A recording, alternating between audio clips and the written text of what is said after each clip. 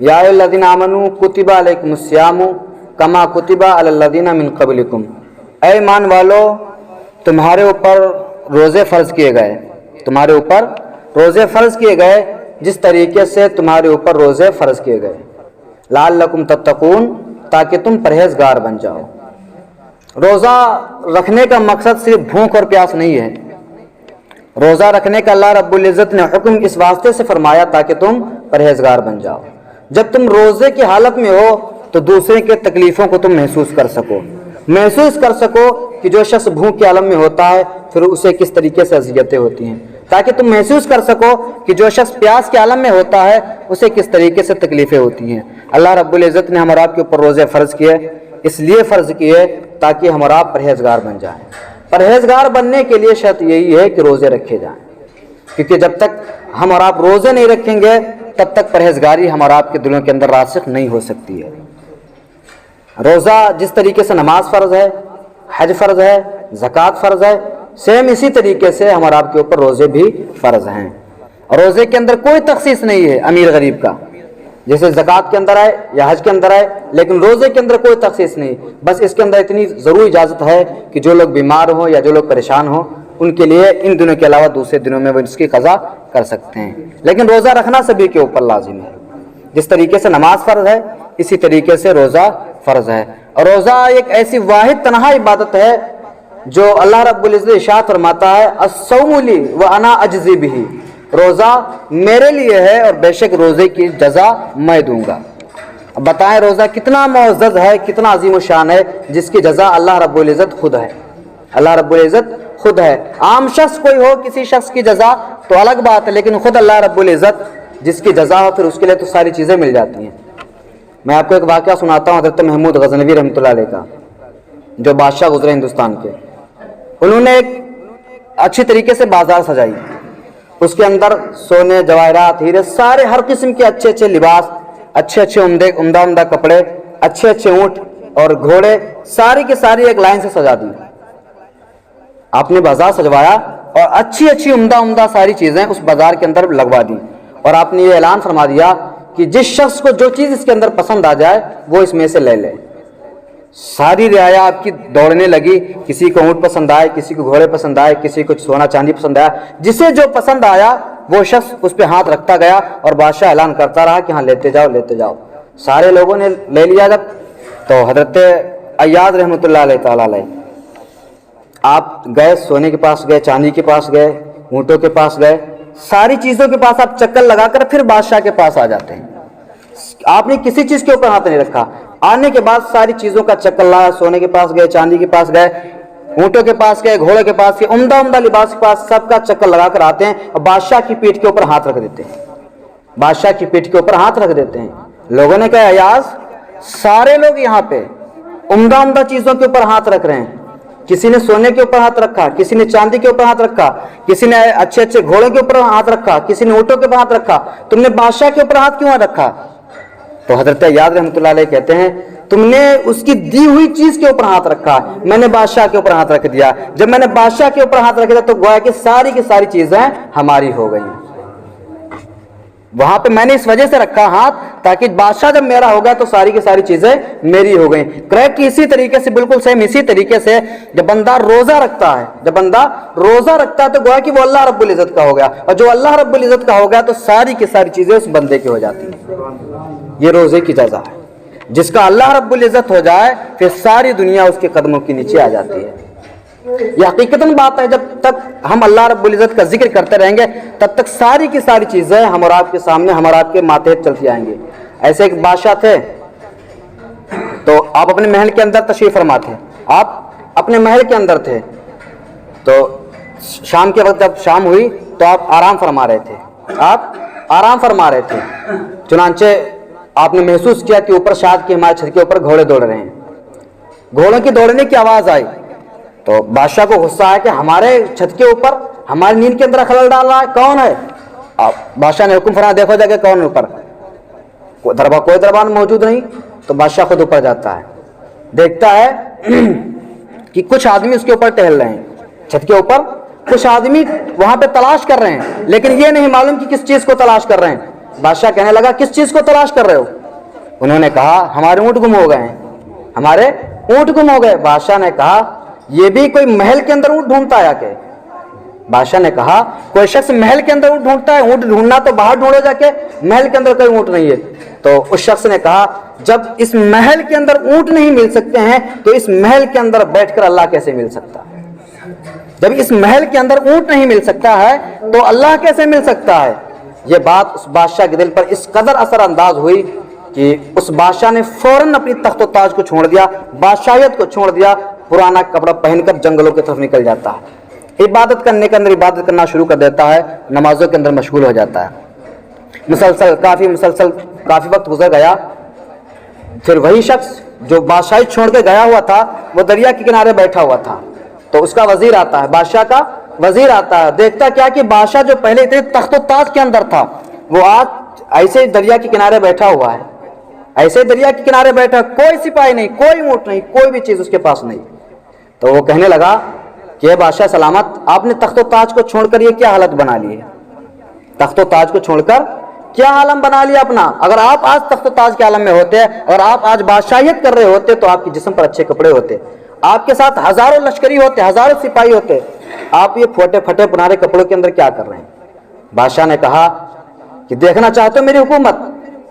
बादशाह ने कहा देखना चाहते हो मेरी हुकूमत? मैंने बज़ाहिर तो दुनिया की सारी हुकूमतें छोड़ दी हैं, लेकिन अगर तुम देखना चाहते हो मेरी हुकूमत तो मैं तुम्हें दिखाऊं अपनी हुकूमत का। दिखाओ।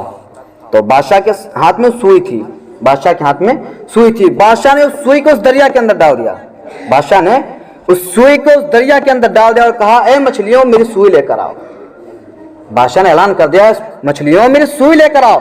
सारी के सारे समंदर की मछलियां अपनी अपनी जुबान और अपने अपने मुंह के अंदर, कोई सोने की सुई ला रहा, कोई चांदी की सुई ला रहा, हर तरीके से तमाम जानवरों ने ऊपर सर उठाकर सुई को वापस कर दिया। बादशाह ने कहा ए मेरे वजीर बता ये हुकूमत बेहतर थी या वो हुकूमत बेहतर थी? जब तक मैं दुनियावी हुकूमत करता रहा तब तक सिर्फ मेरे मातहत लोगों के ऊपर, इंसानों के ऊपर हुकूमत थी। जैसे मैंने अल्लाह रब्बुल इज़्ज़त का जिक्र करना शुरू किया, अल्लाह रब्बुल इज़्ज़त की तरफ मैंने रग़बत किया, तो मेरा हुक्म इंसानों पे तो चलता ही है बल्कि जानवरों पे भी चलने लगा। सुभान अल्लाह। ये अल्लाह रब्बुल इज़्ज़त के जिक्र की तासीर है, ये अल्लाह रब्बुल इज़्ज़त के जिक्र की तासीर है। जब तक आप अल्लाह रब्बुल इज़्ज़त का जिक्र करते रहोगे जब तक हम इस दुनिया के अंदर कामयाब रहेंगे। जब तक अल्लाह रब्बुल इज़्ज़त का जिक्र हम और आप करते रहेंगे तब तक हम कामयाबी और मंजिलत ऊपर के मकाम पर चढ़ते चला जाएंगे। जब हम अल्लाह रब्बुल इज़्ज़त का जिक्र छोड़ देंगे तो हमारा दिन ब दिन नीचे गिरते हुए चले जाएंगे। तो ये माह रमज़ान हमारे आपके सामने आया, तो ये महीना इस वजह से दिया गया ताकि हम और आप जितने भी खताकार गुनहगार लोग हैं सारे के सारे लोग इस महीने के अंदर, इसके अंदर इबादतें करके अल्लाह रब्बुल इज़्ज़त की अपने गुनाहों की माफ़ी मांग कर सही तरीके से जन्नत के अंदर दाखिल हो सके। हज़रत रबिया रज़ी अल्लाह तआला अन्हु एक सहाबी हैं, आप वज़ू फरमा रहे थे, अल्लाह के नबी सल्लल्लाहु अलैहि वसल्लम वज़ू करने जा रहे तो आप लोटा लेके खड़े हुए थे। तो जब उन्होंने अल्लाह के नबी सल्लल्लाहु अलैहि वसल्लम वज़ू फरमा रहे थे, वज़ू फरमाने के बाद हज़रत रबिया से फरमाया रबिया सल या रबिया, ए रबिया कुछ मुझसे मांगो। हज़रत रबिया ने कहा, हज़रत रबिया से अल्लाह के नबी सल्लल्लाहु अलैहि वसल्लम ने कहा रबिया मुझसे कोई चीज़ तलब करो, तुमने मुझे वज़ू कराया इसके बदले में तुम मुझसे कुछ तलब करो। तो हज़रत रबिया रज़ी अल्लाह तआला अन्हु ने कहा अस्अलुका मुराफ़क़तिका फ़िल जन्ना, या रसूलुल्लाह सल्लल्लाहु अलैहि वसल्लम मैं जन्नत के अंदर आपकी दोस्ती चाहता हूँ। जहाँ पे गौर की तलब गौर बात यह है कि अल्लाह के नबी सल्लल्लाहु अलैहि वसल्लम फरमा रहे हैं रबिया मांग लो मुझसे क्या मांगना चाहते हो। इससे पता चलता है अल्लाह के नबी सल्लल्लाहु अलैहि वसल्लम मालिक मुख्तार हैं। इससे पता चलता है कि अल्लाह के नबी सल्लल्लाहु अलैहि वसल्लम मालिक मुख्तार हैं। यही वजह है कि आप फरमा रहे कि मुझसे मांगना चाहो जो मांग लो। हाँ, दूसरी बात हज़रत रबिया रज़ी अल्लाह तआला अन्हु पहले के जो सहाबे कराम हुआ करते थे उन्हें जो रग़बत होती थी वो नेकियों में बढ़ जाने की हुआ करती थी। दुनिया के आपने दुनिया की कोई चीज़ नहीं मांगी, आपने ये नहीं फरमाया कि अल्लाह के नबी आप दुआ कर दीजिए आपकी द्वारा नहीं होगी, मैं मालदार हो जाऊँ, अमीर बन जाऊँ, पैसेदार हो जाऊँ। आपने क्या फरमाया या अल्लाह के नबी सल्लल्लाहु अलैहि वसल्लम मैं आपसे ये मांगता हूँ कि मैं जन्नत में आपका साथ रहूँ, जन्नत में मैं आपका साथी बन जाऊँ, बस मेरी इतनी सी इल्तिजा है। अल्लाह के नबी सल्लल्लाहु अलैहि वसल्लम ने इरशाद फरमाया ए रबिया मैंने तुझे जन्नत अता फरमा दी कि तू मेरे साथ जन्नत के अंदर रहेगा। सुभान अल्लाह। उसके बाद अल्लाह के नबी सल्लल्लाहु अलैहि वसल्लम ने फरमाया औ आला गैर ज़ालिक, ए रबिया इसके अलावा भी कुछ मांगते हो? कहा या रसूलुल्लाह सल्लल्लाहु अलैहि वसल्लम बस मुझे आपका साथ मिल जाए, इसके सिवा मेरी कोई तमन्ना ही नहीं। तो اللہ کے نبی صلی اللہ علیہ وسلم نے ارشاد فرمایا ربیہ جنت تو تمہیں مل گئی ہے، جنت تو تمہیں مل گئی ہے، لیکن اس کے عوض تمہیں کثرت سجود کے ساتھ میری استعانت کرنا ہوگی۔ کثرت سجود سے بہت زیادہ تمہیں سجدہ کرنے ہوں گے، بہت زیادہ اللہ رب العزت کی بارگاہ میں تمہیں اپنے سر کو سجدے کے اندر رکھنا ہوگا، اس کے بعد میں تم میری مرافقت کر سکتے ہو۔ تو اس حدیث مبارکہ سے ہمارا آپ کو پتہ چلتا ہے اگر ہم اور آپ جنت کے طلبگار ہیں، اگر ہم اور آپ چاہتے ہیں کہ اللہ رب العزت ہمیں معاف فرما دے اور جنت کی طرف ہمیں پہنچا دے، تو سجدوں کی کثرت کیجیے۔ سجدوں کے اندر اور سب سے زیادہ جو سجدے کی کثرت ہوتی ہے یہ رمضان مبارک ہے، رمضان ہے، اس کے اندر تراویح پڑھتے ہیں اور مسلسل نوافل پڑھتے رہتے ہیں۔ تو اللہ رب العزت نے اس مہینے کو دیا ہوا ہے، تو ہم اور آپ کو چاہیے کہ ہم اور آپ اس مہینے کی تعظیم و تکریم کریں، اور اس کے اندر جتنا زیادہ ہم اور آپ سے ہو سکے ہم اور آپ اس کے اندر عبادتیں کیا کریں، اور اس مہینے کی حرمت کا ضرور خیال رکھا جائے۔ ایسا نہ ہو کہ کوئی روزہ دار ہمارے سامنے بیٹھا ہوا ہو اور ہم اور آپ کچھ کھا پی رہے ہوں، ایسا نہ ہو کہیں کہ کوئی روزہ دار ہم سے بات کر رہا ہو اور ہمارے منہ میں پڑیا بھری ہوئی ہو، یا ہمارے منہ کے اوپر سگریٹ لگی ہوئی ہو۔ یہ ماہ مبارک کی تعظیم و تقریب نہیں بلکہ اس کی بے حرمتی سے ثابت ہوتی ہے۔ جو بندہ اس مہینے کی بے حرمتی کرتا ہے پھر اس کا انجام اللہ بہتر جانتا ہے، اور جو شخص اس مہینے کی تعظیم کرتا ہے اللہ رب العزت اسے بہت بڑا اجر عظیم عطا فرماتا ہے۔ میں آپ کو ایک واقعہ سناتا ہوں کہ بخارا ایک شہر کا نام ہے، اس کے اندر ایک مجوسی رہتا تھا، مسلمان نہیں تھا، وہ آگ کو پوجنے والا تھا، ایک مجوسی رہتا تھا۔ تو وہ مسلمانوں کے بازار سے گزرا، ساتھ میں اس کا لڑکا بھی اس کے ساتھ میں تھا۔ تو جب مسلمانوں کے بازار سے گزرا تو اس کے لڑکے نے کھانے پینے کی چیز خریدی اور ماہ مبارک کے اندر اس رمضان کے اندر کھانا پینا شروع کر دیا، مسلمانوں کے سامنے کھانا پینا شروع کر دیا۔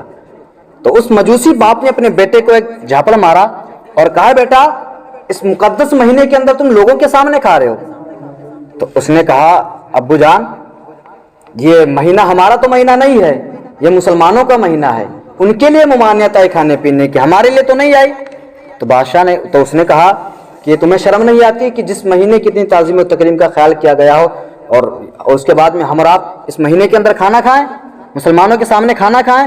یہی سمجھ کے اس نے کہا لڑکے نے کہا اے میرے باپ آپ بھی تو کھانا کھاتے اس مہینے کے اندر، آپ بھی تو کھانا کھاتے ہیں۔ اس نے کہا میرے بیٹے میں کھانا تو ضرور کھاتا ہوں لیکن کسی مسلمان کے سامنے کھانا نہیں کھاتا ہوں، کسی مسلمان کے سامنے کھانا نہیں کھاتا ہوں۔ اس کے بعد میں جب اس شخص کا انتقال ہو گیا اس مجوسی کا، تو کسی نے دیکھا کہ جنت کے اندر گھوم رہا ہے، کسی نے دیکھا کہ وہ جنت کے اندر گھوم رہا ہے، پوری زندگی اس نے گناہ کیے، پوری زندگی اس نے شرک کے اندر بتا دی، پوری زندگی وہ آگ کو پوچھتا رہا۔ کسی نے پوچھا کہ تم تو مسلمان نہیں تھے، تم تو گناہ گار تھے، تم تو شرک کرنے والے تھے، تمہیں جنت کیسے مل گئی؟ تو اس نے کہا وہ دن یاد کرو جس دن میں نے اپنے بچے کے جھاپڑ مارا تھا، اور میں نے کہا تھا کہ یہ مبارک مہینہ ہے، اس مہینے کا خیال کیا جائے، اس وجہ سے اللہ رب العزت نے آخری وقت میں مجھے کلمہ پڑھنے کی سعادت نصیب فرما دی۔ سبحان اللہ، آخری وقت میں صرف اس مہینے کی تعظیم کے لیے اللہ رب العزت نے اتنا ان کے اوپر احسان فرمایا کہ انہیں آخر وقت میں کلمہ نصیب ہو گیا، اور اسی سبب سے اللہ رب العزت نے اسے جنت کے اندر داخل فرما دیا۔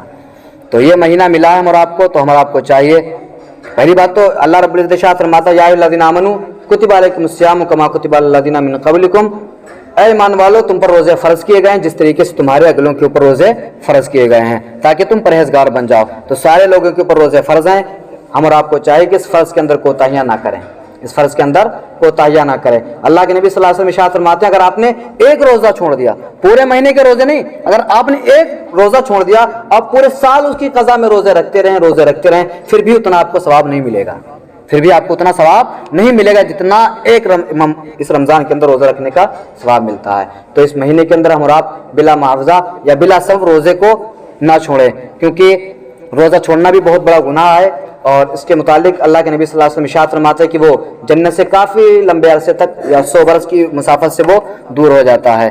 تو اس مہینے کی تعظیم و تکریم کا خیال کیا جائے، اور اس مہینے کے اندر جو امور ہیں جو کام ہیں ان چیزوں کے اندر ایک صدقۃ الفطر آتا ہے، صدقہ فطر آتا ہے جو ہر شخص کے اوپر واجب ہوتا ہے، جو ہر شخص کے اوپر واجب ہوتا ہے۔ تو صدقہ فطر 2 کلو 45 گرام کے اعتبار سے لازم آتا ہے ہر شخص کے اوپر۔ تو بہتر یہ ہے کہ کسی غریبوں کو دیا جائے یا بیواؤں کو دیا جائے، یتیموں کو دیا جائے۔ اور یہ جو ہمارا آپ کا رواج بن چکا ہے کہ ہمارا آپ اپنے گاؤں کے اندر یا اکثر کوئی بھی کام ہوتا ہے جب کوئی بھی چیز دینا ہوتی ہے تو اپنے گاؤں والے کسی دوسرے کو باہر سے بلاتے ہیں، سائیں جسے ہم آپ کہتے ہیں سائیں، ان کو ہم آپ بلاتے ہیں اور ان کو دیتے ہیں۔ हालांकि उन्हें उसकी कोई ज़रूरत नहीं होती है, उन्हें कोई ज़रूरत नहीं होती है। यकीन मानिए कि ज़ात बिरादरी से इसका कोई ताल्लुक़ नहीं है, ज़ात बिरादरी से इसका कोई ताल्लुक़ नहीं। सदका अदा करना हो, ज़कात देना हो या और कोई भी काम करना हो, ज़ात बिरादरी से इसका कोई ताल्लुक़ नहीं। इसका ताल्लुक़ सिर्फ इस बात से है, मिस्कीन हो, गरीब हो, फ़कीर हो, वो कोई शख्स भी हो, वो कोई शख्स कितना भी ऊंची ज़ात का हो, उन सबको दे सकते हैं आप। हमारा आपके अंदर जो घरों के अंदर इंतकाल हो जाता है, मैयत हो जाती है, फिर भी हम आप उनको बुलाते हैं, हालांकि उन्हें इस चीज़ की कोई ज़रूरत नहीं होती है। आप उन्हें खाना देंगे, पता नहीं क्या करते खाने का, तो बेहतर यही है कि उन्हें दिया जाए जो इसके हाजतमंद हो। और सबसे बेहतर तरीका, सबसे मुस्तहब तरीका आज के दौर के अंदर एतबार से जो वो ये है कि मदरसों के अंदर निकाल दिया जाए, मदरसों के अंदर निकाल दिया जाए। कि पढ़ने वाले बच्चे आते हैं, उनके नीचे ये जो चटाइयाँ हैं या सफ़े हैं या कलाम मजीद हैं या और हर तरीके के बहुत सारे काम आते हैं मदरसे के अंदर, तो ये सारी की सारी चीज़ें उन बच्चों के ऊपर खर्च किया जा सके। तो अगर आप सदका फित्र निकालें तो मेरी आपसे गुजारिश है, अगर आपको मिस्कीन बेवा मिल जाए तो आप उन्हें दे दें, वरना आप इस तरीके से पेशा आवर फ़कीरों को भी ना दें, बल्कि मदरसे के अंदर निकालें आके, ये ज़्यादा बेहतर है। और सदका फित्र ईद उल फित्र की नमाज से पहले पहले अदा कर देना हर शख्स के ऊपर लाजिम होता है। इस सबब यह रहता है, सदका फित्र वाजिब होने का सबब यह रहा कि ताकि जितनी भी बेहुदा बातें हमारे आपसे हो जाती हैं रोज़े की हालत में, गुनाह हो जाते हैं, हमने कितनी भी कोशिश कर लें, गीबतें हो जाती हैं, झूठ बोल दिए जाते हैं, तो अल्लाह रब्बुल इज़्ज़त ने इस सदक़े को हमारे ऊपर वाजिब करार दिया हुआ है। तो हम जब आप इस सदक़े को अदा कर देते हैं तो सारे के सारे गुनाह इस सदक़े के सबब अल्लाह रब्बुल इज़्ज़त माफ़ फरमा देता है। अल्लाह रब्बुल इज़्ज़त की बारगाह में दुआ, अल्लाह रब्बुल इज़्ज़त हमरा आपको इस छोटी सी गुफ्तगू पर अमल करने को तौफ़ीक़ अता फरमाए।